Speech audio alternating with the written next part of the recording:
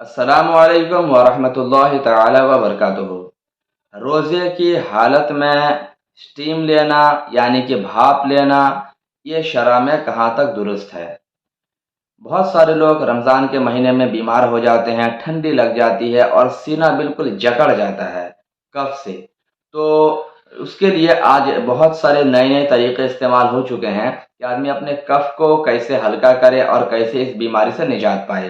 ایک طریقہ اس کا آج جدید ٹیکنالوجی کے دور میں یہ بھی نکلا ہے کہ اس کے لیے ایک مشین آتی ہے، جیسے بہت سارے گھروں میں مائیں اپنے بچوں کے لیے استعمال بھی کرتی ہیں، اور بڑوں کے لیے بھی مشین ہوتی ہے۔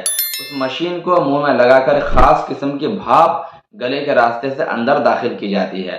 اس بھاپ کے اندر جاتے ہی وہ کف اندر جو ہوتا ہے وہ ڈھیلا ہو جاتا ہے اور پھر منہ کے راستے سے باہر نکلنے لگتا ہے۔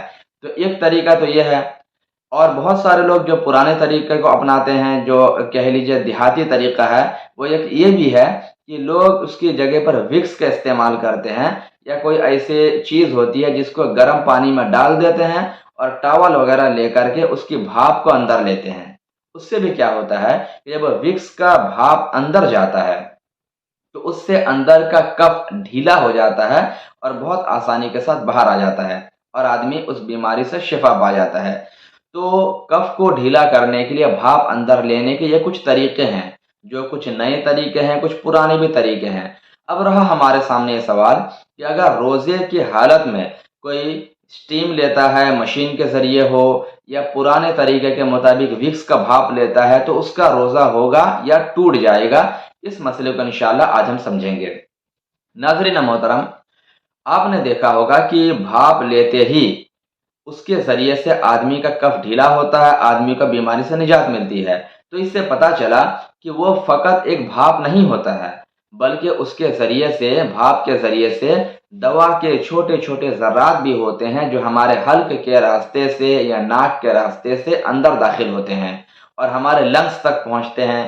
اس کے بعد وہاں پر وہ کف کو ڈھیلا کرنے کا کام کرتی ہے، دوا ہوتی ہے۔ کیونکہ اگر دوا نہ ہوتی تو فقط پانی کے بھاپ سے کف ڈھیلے نہ ہوتے اور فائدہ اتنا نہیں ملتا۔ تو اس سے پتہ چلا کہ دوا کے باریک باریک ذرات منہ کے راستے اور ناک کے راستے لنگس تک پہنچتے ہیں اور ہمیں فائدہ ملتا ہے۔ اور مسئلہ یہی ہے کہ اگر منہ کے راستے یا ناک کے راستے کوئی دوا وغیرہ یا کھانے پینے کی چیز وغیرہ اندر جائے جس سے انسان کو فائدہ ملے، تو اس سے روزہ ٹوٹ جاتا ہے۔ تو یہاں سے ہم نے جانا کہ اگر روزے کی حالت میں کسی نے بھاپ لیا، چاہے مشین سے لے یا پرانے طریقے کے مطابق لے، دونوں صورتوں میں روزہ ٹوٹ جائے گا۔ اس لیے میں اپنے بھائیوں سے گزارش کروں گا کہ اگر کوئی بیمار ہے، پریشان ہے اور بھاپ لینا ضروری ہے، تو وہ افطار کے بعد سے لے کر کے سحری تک پوری رات میں کبھی بھی اس کو استعمال کرے۔ روزے کی حالت میں بھاپ نہ لیں، اس سے روزہ ٹوٹ جائے گا۔ اس سے بچنے کی کوشش کریں۔